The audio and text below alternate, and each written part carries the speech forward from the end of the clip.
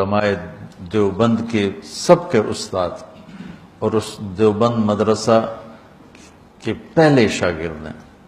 1864 میں دیوبند کی بنیاد رکھی گئی۔ اللہ تعالیٰ ان علماء حقانی کو جزائے خیر عطا فرمائے۔ انگریز کی محنت تھی کہ انڈیا کو اسپین بنا دیں، جیسے اسپین سے اسلام کا نام مٹ گیا۔ 800 سال کی حکومت کے بعد اسپین میں اللہ کا نام لینے والا ایک نہ بچا، ایک۔ ایسے انہوں نے دھو کے رکھ دیا۔ اور وہ قرطبہ کی جامع مسجد جہاں علامہ قرطبی جیسے بیٹھ کے تفسیر بیان کیا کرتے تھے، وہ ساری گرجا بنی پڑی، صرف محراب کے پاس تھوڑی سی جگہ انہوں نے سے کور کی ہوئی ہے، بس اتنی جتنی یہ 2 پلر ہیں، تو ایسے کر کے انہوں نے بارڈ لگا دی ہے۔ وہ محراب اپنی اصل جگہ میں بالکل درمیان میں انہوں نے گرجا بنا دیا، بت رکھے ہوئے ہیں، تصویریں ہیں، مسجد کے در و دیوار روتے ہیں، نوحہ گناہ ہے کہ ہائے مسجد مرثیہ خواہ ہے کہ نمازی نہ رہے۔ مرثیہ تو مسجد قرطبہ کا میں دیکھ کر آیا ہوں۔ تو انگریز کی یہ محنت تھی کہ یہاں سے دھو دیا جائے اسلام کو۔ اللہ علماء دیوبند کے درجات بلند فرمائے۔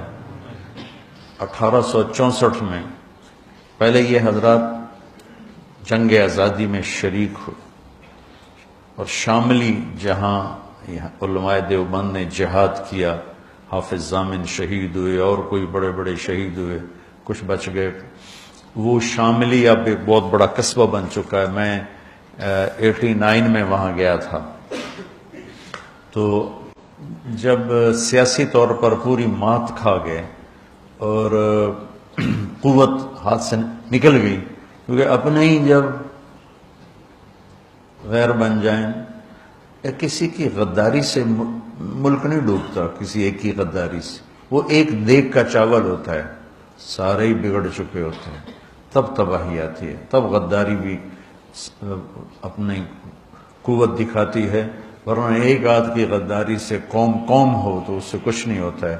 تو ذرا میر جعفر نہیں، سارے اسی کا شکارہ بن، میر صادق نہیں، سب ایسے ہو چکے تھے۔ تو وہ جنگ آزادی اپنوں ہی کا شکار ہو گئی۔ ایک رجب علی تھا، ایک نجف خان تھا، ایک الہی بخش تھا، ایک شجاع الدولہ تھا۔ یہ لوگ تھے جنہوں نے دلی کا راستہ صاف کیا انگریز کے لیے، تو اپنے ہی تھے۔ اس کے بدلے میں رجب علی کو انہوں نے اتنا سونا دیا کہ اس نے امبالے میں پورا ایک فورا سونے کا بنایا جس میں شراب نکلتی تھی۔ وہ کمبخت شام کو بیٹھ کے شراب پیتا تھا اپنے ساتھیوں کے ساتھ، کہ وہ پانی کی وجہ وہ شراب نکلتی تھی۔ تو اس طرح جب قوم ڈوبتی ہے، اس کے افرادوں کے ضمیر بک جاتے ہیں، تو پھر ملاح کشتی کے پھٹے ٹوٹ جائیں تو ملاح کہاں پار لگائے گا اسے؟ تو ہندوستان کی قیادت اور وہاں کی جو ریاستیں تھیں وہ اپنی استعدادیں ختم کر چکی تھیں، تو اللہ تعالیٰ نے چند لوگوں کے دل میں ڈالا کہ اب اسلام کو بچایا جائے۔ اب پھیلانے کی بجائے بچانے کا فکر تھا۔ تو 1864 میں مولانا قاسم صاحب نانوتوی رحمۃ اللہ تعالی علیہ نے دیوبند میں ایک چھپر ڈالا، مسجد بنائی بغیر چھت کے، اور ایک چھپر جس میں ایک طالب علم اور ایک استاد اور ایک انار کا درخت۔ 89 میں وہ انار کا درخت میں دیکھ کے آیا تھا، وہ 1864 اور میں گیا تھا 1999۔ 100 سال سے اوپر انار کا درخت 15-20 سال کے بعد خشک ہو جاتا ہے۔ ہم تو ہمارا باغ تھا انار کے، والد صاحب نے لگایا تھا، ہم تو سنبھال ہی نہ سکے، پھر ہم نے اکھڑوا دیا سارا۔ تو وہ 15-20 سال سے اوپر انار کا درخت نہیں جاتا، خشک ہو جاتا۔ تو اس انار کو 100 سال سے اوپر ہو چکا تھا اور وہ سبز کھڑا ہوا تھا۔ چھتے والی مسجد کہتے ہیں جہاں، وہ مولانا سید خان صاحب، میں اور کچھ اور ان کے ساتھی، ہم وہاں دیوبند گئے تھے، تو وہاں وہ انار کا درخت دیکھا تھا تھوڑا سا۔ اور بعد میں پتہ نہیں کس کے دل میں آیا کہ یہ تو لوگ اس کی اب وہ کوئی عقیدت میں پتے لے رہا ہے، کوئی کچھ لے رہا ہے، انہیں کاٹ کے ہی پھینک دیا۔ میرے جی میں تھا کاٹتے نہیں، ویسے اس کی حفاظت رکھتے تھے، ایک تاریخی چیز ہوتی، یادگار ہوتی، جب تک کھڑا رہتا، اتنا غلو بھی ٹھیک نہیں ہے۔ تو 1864 میں استاد کا نام محمود احمد اور شاگرد کا نام محمود الحسن، اور کسی کو نہیں پتا کہ کتنی بڑی تاریخ بننے والی ہے۔ مولانا ظفر علی خان رحمۃ اللہ علیہ بہت بڑے شاعر گزرے ہیں، ذمہ دار اخبار نکالتے تھے، ان کا شعر ہے: شاد بادو شادزی اے سرزمین دیوبند، ہند میں تو نے کیا اسلام کا جھنڈا بلند۔ ہندوستان تو بدعات اور رسومات اور جہالت علم سے مناسبت ہی کوئی نہیں تھی، سب پیروں فقیروں، جو جاہل پیر فقیر تو ہمارا سرمایہ ہے، پر جو صحیح ہوں، لیکن وہ جاہلوں سے جڑے ہوئے تھے۔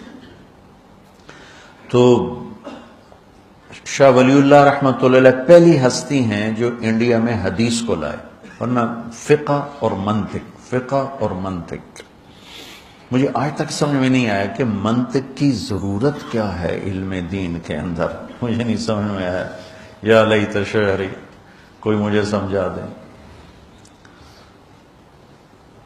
تو شاہ ولی اللہ رحمۃ اللہ علیہ پہلی ہستی ہیں جو حدیث کو لے کر آئے، اور لہذا جتنے یہاں حدیث کے سلسلے میں شاہ ولی اللہ پر مل جاتے ہیں، مطلب میرا سلسلہ محمد عبداللہ، خیر محمد یاسین، جو میری قراءتاً ہے، ایک ہے اجازتاً، وہ بھی بتاتا ہوں۔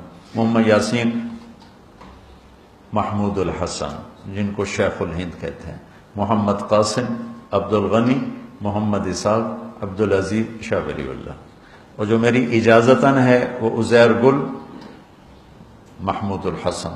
اس طرح 3 واسطے بیچ میں نکل جاتے ہیں، میرے نصیب میں تھا عالی سند ہونا۔ عزیر گل، محمود الحسن، محمد قاسم، عبد الغنی، محمد اسحاق، عبد العزیز، شاہ ولی اللہ۔ شاہ ولی اللہ پہ دیوبندی، بریلوی، اہل حدیث سب کی حدیث کی سند ان پر آ کر کٹھی ہو جاتی۔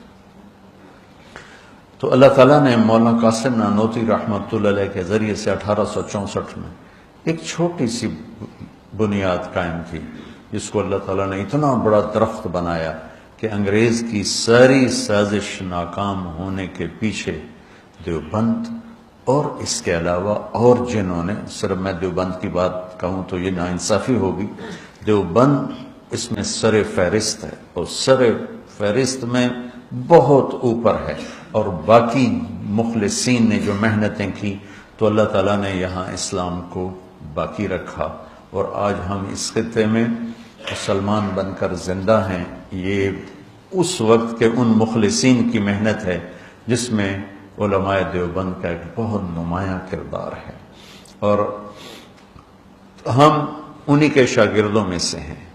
اہل السنت والجماعت کی ترجمانی جو انہوں نے فرمائی اور کی، ہم اس کو زیادہ صحیح کہتے ہیں، اور باقی سب کا احترام کرتے ہیں، سب کو عزت دیتے ہیں، سب کے لیے اچھے جذبات رکھتے ہیں، کسی کے لیے نفرت، کسی کے لیے کفر کے دعوے کرنے سے ہم بیزار ہیں اور بری الذمہ ہیں۔ تو شیخ الہند رحمۃ اللہ علیہ کی میں بات آپ کو سنا رہا تھا، یہ پہلے استاد بنے، پہلے شاگرد بنے، پھر پہلے استاد بنے، پھر یہ شیخ الحدیث بنے۔ یہ مالٹا میں قید ہوئے تو وہاں سے واپس آئے تو فرمایا کہ 3 سال میں نے غور کیا ہے کہ امت کے زوال کے 2 سبب ہیں، ایک قرآن سے دوری اور ایک آپس کے لڑائی جھگڑے اور اختلاف۔ تو میری اب بقایا جو زندگی ہے، میں قرآن کی تعلیم کو عام کروں گا اور امت کو امت بناؤں گا۔ یہ محمود تو دیوبندیت کا پیغام ہے کہ امت بنے، لیکن ہم ہی اگر فرقہ واریت کو ہوا دینے لگ گئے تو پھر حق گوئی کہاں رہ گئی اور امت بنا کہاں رہ گیا۔